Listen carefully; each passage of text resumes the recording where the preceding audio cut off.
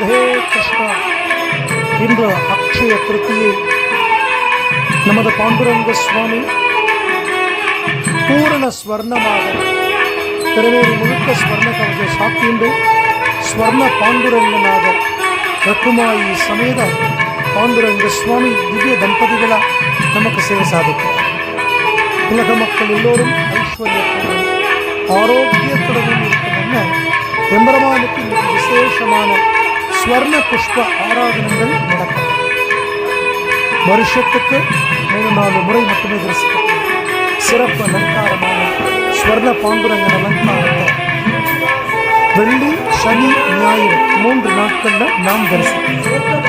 Radhe Krishnan.